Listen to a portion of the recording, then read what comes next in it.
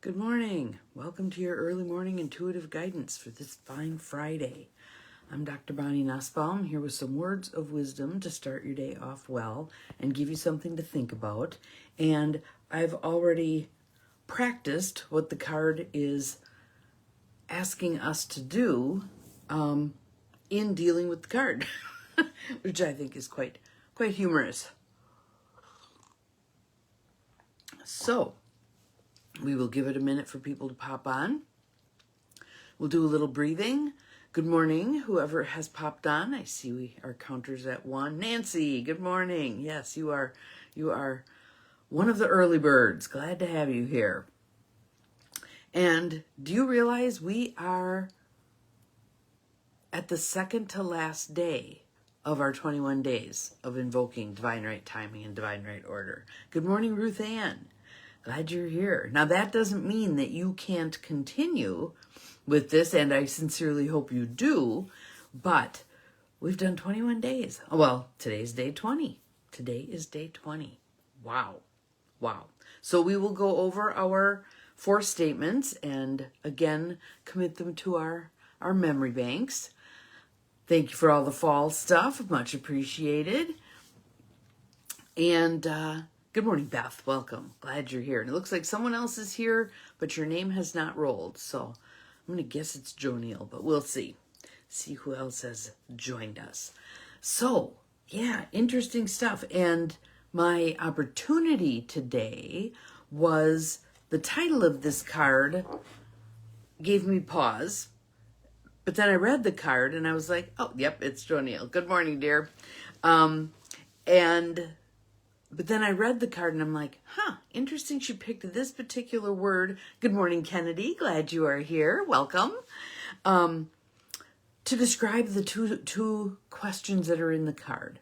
So that probably gives you some hint that we have the allowing prayers deck, which we do. But let us start with our 21 days of invoking divine right timing and divine right order. Second to last day. Wow. Okay, so let's start with some breath. In through the nose, out through the mouth. Good morning, Abigail. In through the nose, out through the mouth.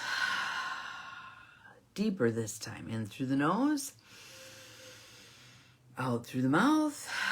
Now let's add a little tapping. Pick your favorite spot. In through the nose, out through the mouth. Happy Halloween, by the way, if you celebrate. Hope you have an awesome Halloween. I was out after dark last night, which almost never happens, but I had a late dinner with a friend. And on the way home, I was utterly amazed at the amount of Halloween decorations. Lit up stuff, moving stuff, all the things. And I thought back to when I was a kid. That wasn't really much of a thing at that point. We decorated with pumpkins. Good morning, Mel. Glad you're here. But now, 60 years later, lots of decorating going into Halloween. That's kind of fun. I personally, as a schoolgirl, would not have wanted to walk past some of the crap that people put out in their yards, but nonetheless, I give them kudos for their enthusiasm, exuberance, and excitement. So there we are. Good morning. Glad you're all here. So it says we have 6 here. We know we have 1 extra because Kenners is here. So let's do our statements with call and response. So I'll say them first and you repeat after me. And I want you to repeat them with conviction. Have some push in your voice. Command your own stage. Today the divine will show me the way. I am open to all signs and messages. The perfect steps are already picked and I am guided to them. Moving through the world open to constant help gets easier and easier with practice. Yay, us. Good deal.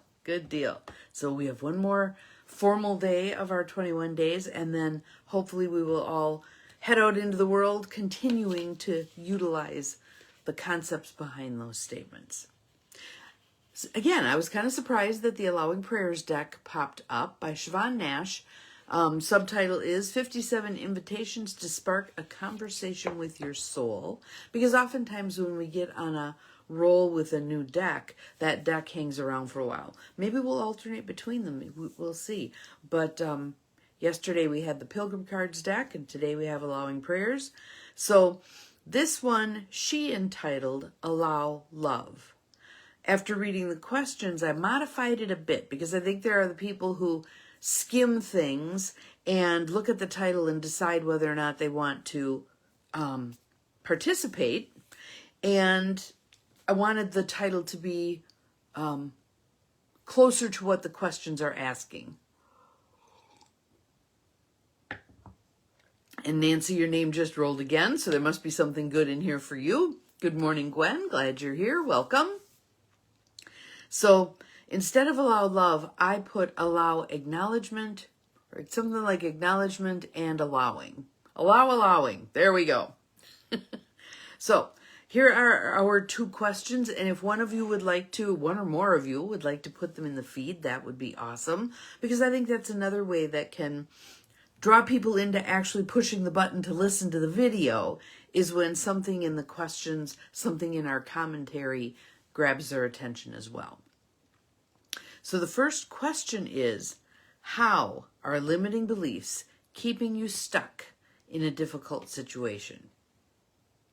How are limiting beliefs, your limiting beliefs, or someone else's limiting beliefs that you're buying into, keeping you stuck in a difficult situation?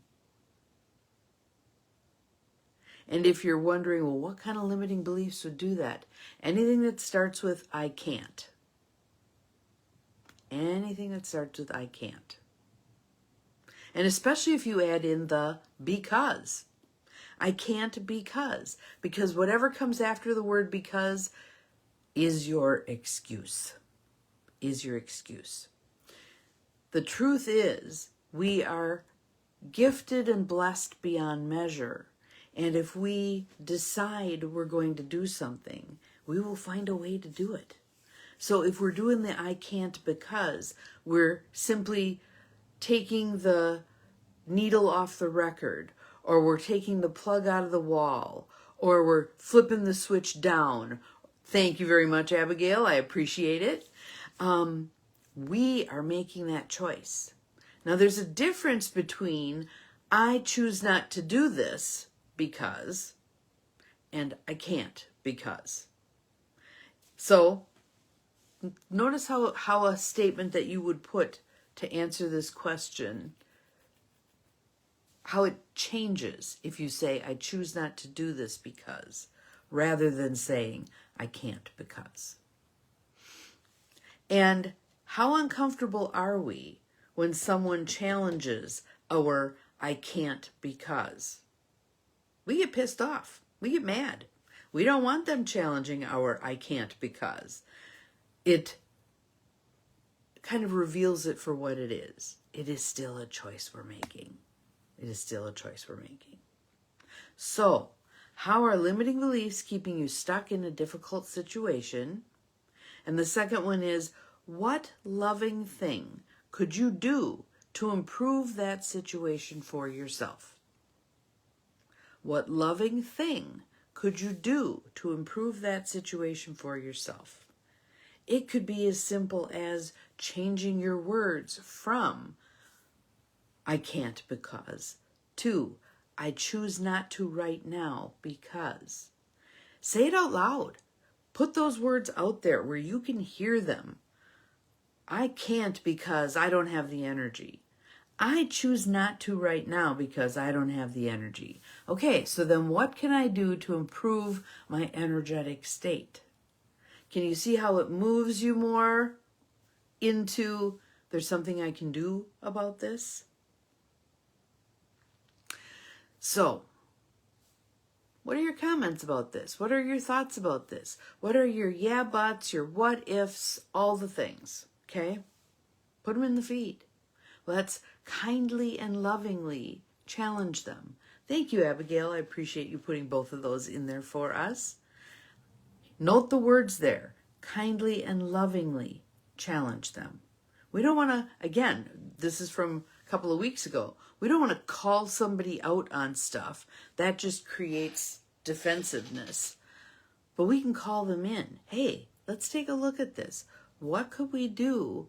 What fears do we need to overcome so that you can step forward with this? Whatever it is.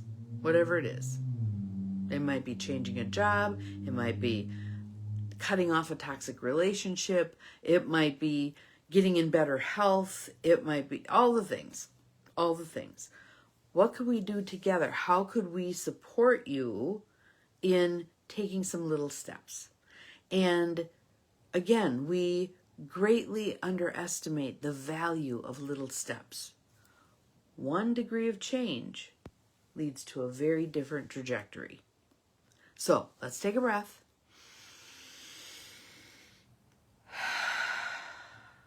I'd like you to say out loud to yourself, what's one thing in your life you'd like to have be a little bit different, a moderate amount different, way different?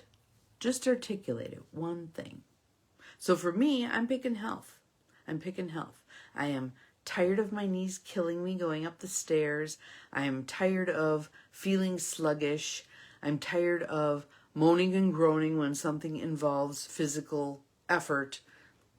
No, I want to be doing more. And I sent my check-in for my November yoga classes, and I wrote in there that I was proud of myself for, how many months has it been now? Maybe it's 3, 4, maybe it's even more, 5 months? I'm not even sure. Of doing 2 classes a week instead of 1 class a week. Because every time prior, when I attempted to add the 2nd class in, the whole routine would fall apart. This time, it's sticking. Yay me! So, what about for you? What about for you? What's one loving thing you could do to improve that situation for yourself? Make it little. Make it little. Make it ridiculously accomplishable. Then you add a next step. Baby steps right to where we want to be and beyond. So, have an awesome Friday. I will see you again tomorrow. Good morning, Diane. We're just about done. But you can go back and watch the replay because this is a really good one.